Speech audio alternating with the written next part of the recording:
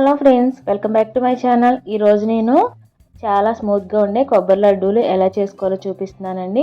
దీనికోసం అయితే ఒక 2 కొబ్బరికాయలు అయితే తీసుకొని ఇలా ముక్కల్లాగా కొట్టేసుకొని దాని వెనకాల ఉన్న బ్లాక్ పార్ట్ మొత్తం ఇలా రిమూవ్ చేసేసుకుంటున్నానండి. లేత కొబ్బరి తీసుకోండి, ఇంకా చాలా బాగుంటాయి లడ్డూలు అయితే.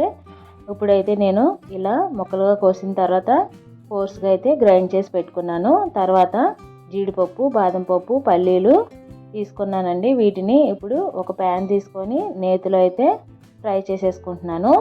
కొంచెం కలర్ చేంజ్ అయిన తర్వాత ఇలా మిక్సీ జార్లోకి తీసుకొని కోర్స్గా అయితే గ్రైండ్ చేసేసుకోవాలి. తర్వాత అదే నేతిలో ఇలా కొబ్బరి వేసుకొని ఫ్రై చేసుకుంటున్నానండి. కొబ్బరి ఒక 2 కప్పుల వరకు అయితే తీసుకొని ఫ్రై చేసేసుకుంటున్నాను నేను. ఇప్పుడు బెల్లం పాకం కోసం ఇంకో బౌల్ తీసుకొని ఒక గ్లాస్ వాటర్ వేసి 1.5 కప్పుల వరకు బెల్లం వేసుకుంటున్నాను.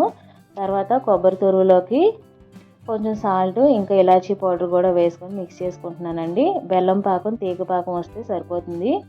తీగ పాకం రాగానే తురుముకున్న బెల్లంలోకి అయితే ట్రాన్స్ఫర్ చేసేసుకోవాలండి. తర్వాత వేయించుకున్న డ్రై ఫ్రూట్స్ పౌడర్ కూడా వేసుకోవాలి.